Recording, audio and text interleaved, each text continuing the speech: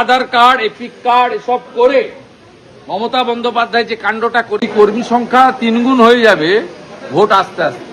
ভারতে বা পশ্চিমবঙ্গে আছেন না অন্য কোথাও আছেন, তাদের নাম ডিলিট হয়েছে সেই হিন্দু শরণার্থীরা বলে আলাদা কিছু নেই। কিন্তু ভবানীপুরে ভারতীয় জনতা পার্টির যত কর্মী ভোট ঘোষণার আগে বেরিয়েছে, এটা বিগত দিনে কখনো হয়নি।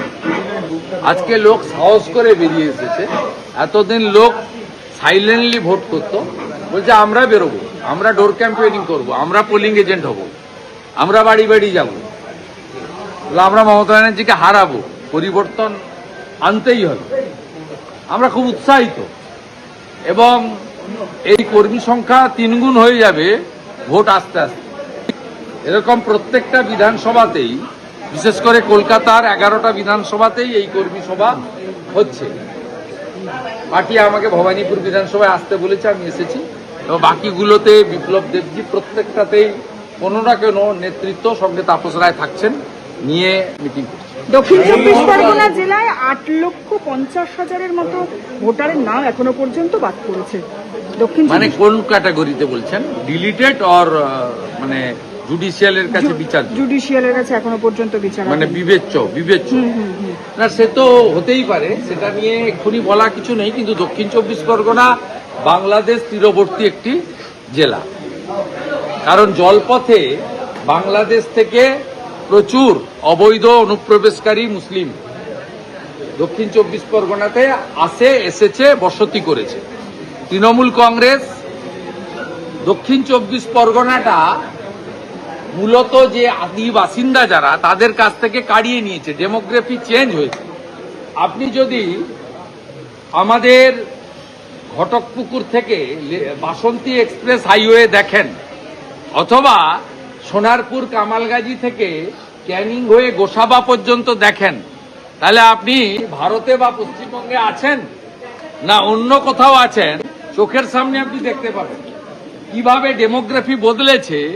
ভাষার কিভাবে ভাষা পরিবর্তন আপনি ওখানে গেলেই বুঝতে পারবেন।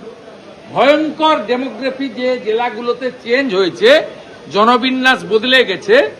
এই বাংলাদেশি মুসলিমদেরকে আনিয়ে অবৈধ আধার কার্ড, এপিক কার্ড এসব করে মমতা বন্দ্যোপাধ্যায় যে কাণ্ডটা করেছেন, সবচেয়ে বেশি ক্ষতিগ্রস্ত হয়েছে দক্ষিণ চব্বিশ পরগনার। সেখানকার যারা অরিজিনাল বাসিন্দা, তারা আজকে সংখ্যালঘু হয়ে গেছেন। তারা আজকে জমি জমা বেচে একটা ছোটখাটো বাড়ি, ফ্ল্যাট কিনে কলকাতাতে পালিয়ে আসতে বাধ্য হয়েছেন। এই জন্যই দক্ষিণ চব্বিশ পরগনাতে 8 লক্ষের বেশি আমাদের যে বিবেচনায় এসেছে। আমার বিশ্বাস জুডিশিয়াল অফিসাররা খুব দক্ষ, তারা পেপারসের উপরে যাবেন এবং ডিজিটাল ফুটপ্রিন্টের বাইরে তারা কিছু করবেন না, কারোর কথায় প্রভাবিত হবেন না, ডিএম এসপিদের চাপের কাছে নথি স্বীকার করবেন না, ও সঠিক বিচার। মতুয়া প্রভাবিত এলাকাগুলো থেকে এখনো পর্যন্ত যা খবর আসছে, তাতে হচ্ছে বিচারাধীন বলুন বা বাদ যাওয়া বলুন, সংখ্যাটা কিন্তু যথেষ্ট বেশি, এমন খবর আসছে। যথেষ্ট বেশি মোটেই নয়, কিন্তু আছে। 2002 সালের পরে যে সমস্ত শরণার্থী এসেছেন, তাদের তো সমস্যা আছে। তবে আপনাদের আমি বলতে পারি, ভারত সরকার যেভাবে উত্তর চব্বিশ পরগনা নদিয়াতে যে 90,000 সিএ অ্যাপ্লিকেশনকে দ্রুত নিষ্পত্তির উদ্যোগ নিয়েছেন, তাতে তারা খুব অল্প দিনের মধ্যেই নাগরিকত্ব পেয়ে যাবেন। আর যেদিন নাগরিকত্ব পাবেন সেদিন ভোটার হয়ে যাবেন। এই সমস্যার সমাধান হয়ে যাবে। এরপরেও যাদের নাম ডিলিট হয়েছে সেই হিন্দু শরণার্থীরা, তারা প্রথমে ডিওর কাছে আবেদন করবেন, জেলা শাসকের কাছে। সেখানে আবেদন রিজেক্ট হলে সিওর কাছে আবেদন করবেন। আমরা বিষয়টা দেখে নিচ্ছি। এবং সবচেয়ে বড় কথা, নরেন্দ্র মোদীজি তাদের নাগরিকত্ব দেওয়ার ব্যবস্থা করেছেন। আর 2025-এর 1 সেপ্টেম্বর নোটিফিকেশন করে মমতা ব্যানার্জির পুলিশ যাতে তাদেরকে উত্ত্যক্ত করতে না পারে, তার জন্য 2024-এর 31 ডিসেম্বর পর্যন্ত ধর্মীয় উৎপীড়নের কারণে যারা পশ্চিমবঙ্গে এসেছেন তাদেরকে সুরক্ষা দিয়েছেন নরেন্দ্র মোদীজি।